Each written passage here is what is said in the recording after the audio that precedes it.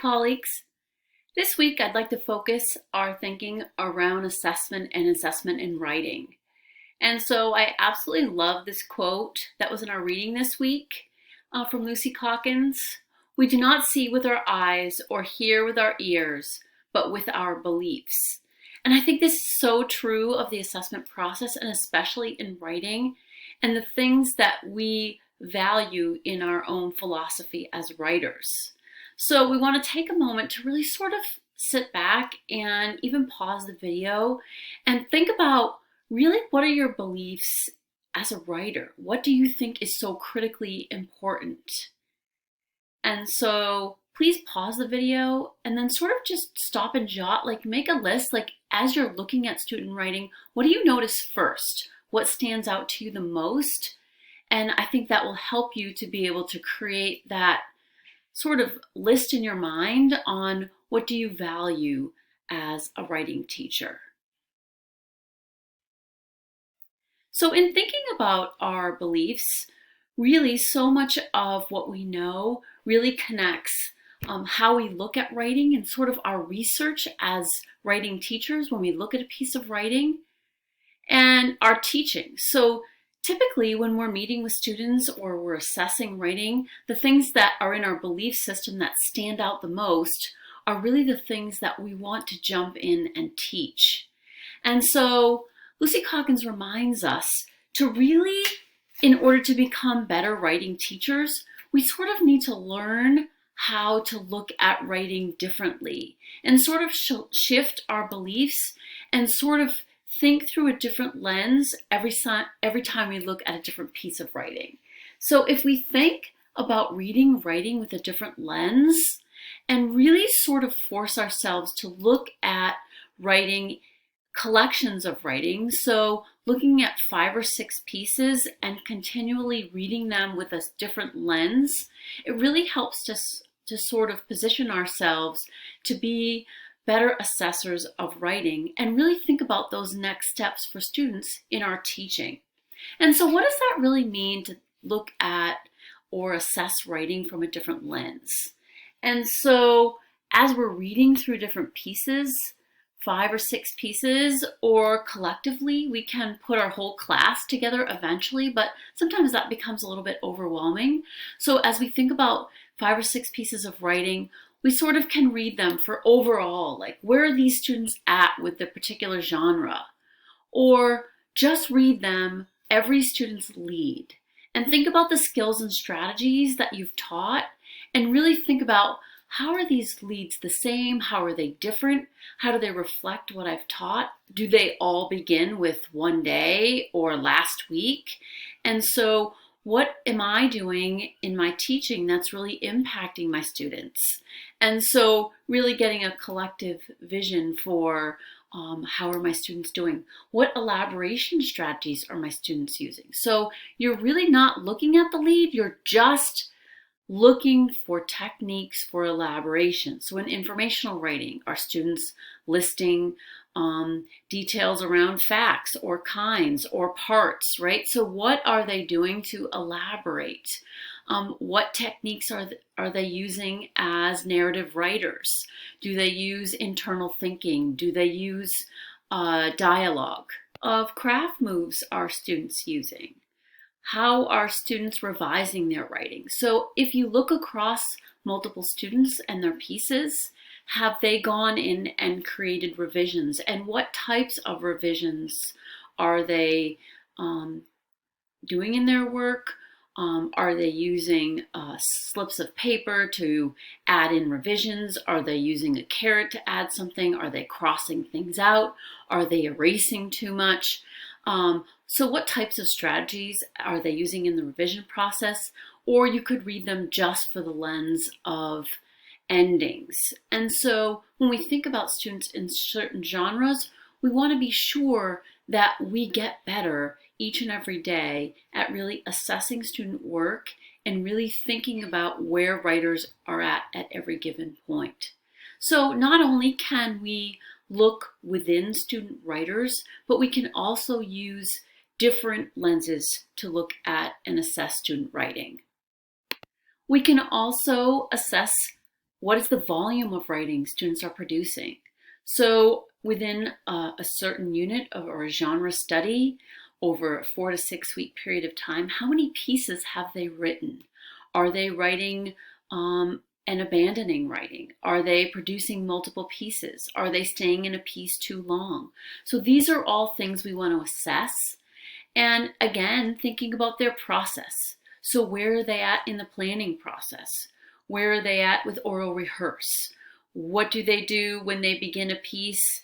How confident are they? Or when do they abandon? So we want to really think about all these different lenses as teachers of writing and really to be engaged in the assessment process. And then finally, we want to think about really evidence of our instruction. So what are students doing well? What have we taught them? What things are they trying on their own that perhaps they're just experimenting with? And what do we notice and what do we need to shift and change? So we really need to be careful that we're constantly being in an assessment process and not waiting till the end of a genre. So we want to look at what students can do in the beginning of a genre study, how they're doing engaging in the middle of a genre study, and then towards the end of that genre study, what work have students taken on? And so I caution not to just sort of put a final assessment in at the end, a benchmark at the end of a unit of study, only because that doesn't give us any time to really think about some additional teaching techniques or strategies that we could try with students in order to lift their level towards the end. So you might want to give a benchmark assessment at the beginning, middle, and maybe a week or two towards the end of a genre study so that you have opportunities for additional instruction. And then we want to be sure that we communicate growth to students. We want to show them through their writing and through benchmark assessments, both formative and summative assessments, their actual growth. Look what you've done in the beginning. And so we want to be sure not to overwhelm them. We might think about the goals that we set for them. So we might focus on just volume. We might focus on just leads, but we really want to highlight and complement writers' growth so they can understand their own progression as writers. And ultimately, really reflecting on if our teaching is working or not working. So typically I suggest, and the research suggests, and writing experts suggest visiting genres multiple times in the year and not just one unit of study. So we want to think about writing across the curriculum and those multiple opportunities students have to practice writing and actually engage in that process itself, embedding content knowledge, or even in mathematical practices, thinking those metacognitive steps, and really thinking about multiple ways that we're trying to engage students in the process over and over again throughout our curriculum so that students have enough time to practice. So as we think through our belief systems, and we noticed on our list that maybe each time we look at a piece of writing, things that stand out to us the most are really punctuation or spelling, or they could be really solid and we could feel really good about the piece, or it could be really weak and initially our belief system leads us to really saying, oh my gosh, well, you need a capital letter here or you need a period at the end. I mean, these are all parts of the writing process and all things that help writers to be able to communicate effectively. But practicing through those lenses also include multiple strategies. So we want to be clear that we really think through our assessment system and how we're going to really set some goals for ourselves as educators and as instructors of writing, that we really have a system with sort of some checks and balances, that we really collect both formative and summative data, and that we're really clear on our benchmark assessments. When are we going to assess students? What times of year are we going to assess them? And we really create a clear plan for assessing writing and really noting that we're going to have opportunities for quick writes and we're going to look at stamina for students, and we're going to look at how quickly they get started. And we might have some checklists that really force us to look at pieces of writing and really forces students to self-assess how they're doing in the writing process and really talk themselves through that work.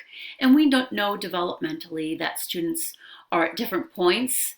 And so sometimes partners talking about writing together in kindergarten is not quite as effective as teacher conferences or small group instruction. But as our students start to engage in some of these conversations, it obviously lays a foundation as they're moving forward.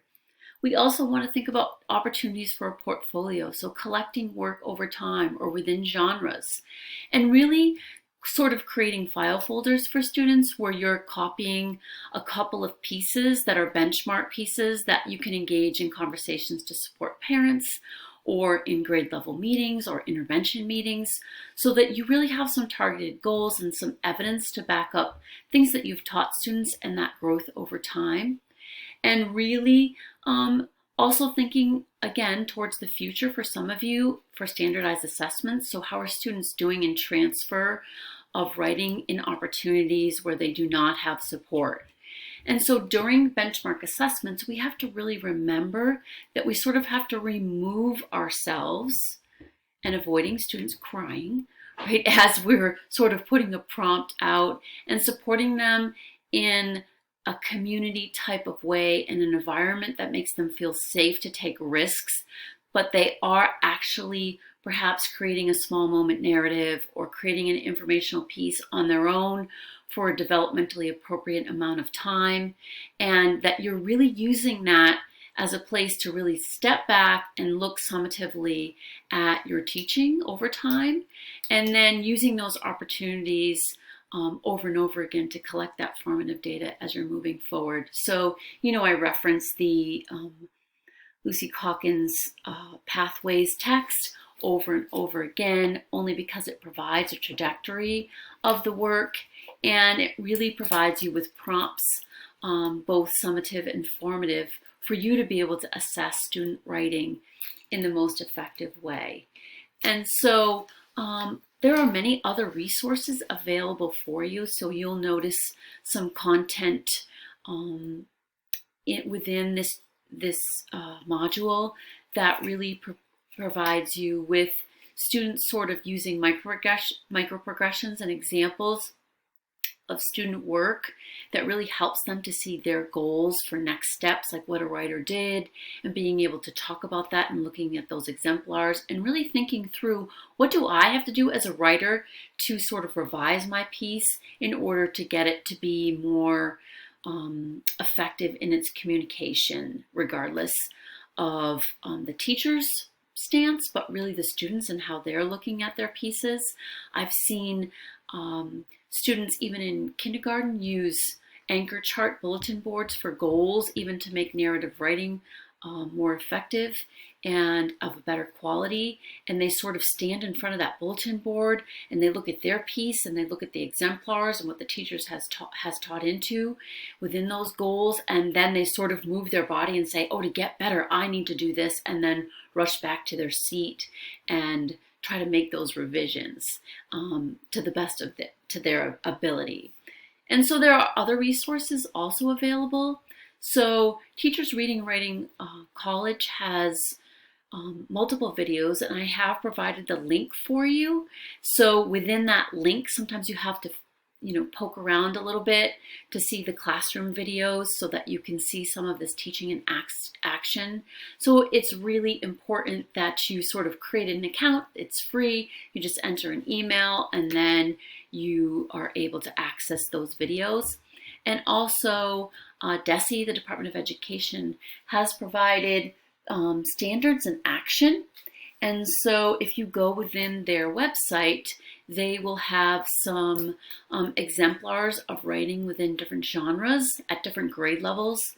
And the pieces are annotated and they show you the standards and where students have met them within pieces. And sometimes this is really great for professional development for yourself and also a great opportunity for professional development to talk about it with colleagues. So sometimes some of this work is most effective as we engage in those collaborative conversations with another grade level partner or an entire grade level, or sometimes vertical teams are having conversations. And so the standards of action, the exemplar pieces put up, some of them are annotated and not annotated, so you can almost use the pieces that are not annotated initially and engage in some of those conversations and what you think in this assessment process, and then use some of the annotations to really sort of calibrate your thinking together. So as you engage in this process, there's a lot of working parts and things to think through.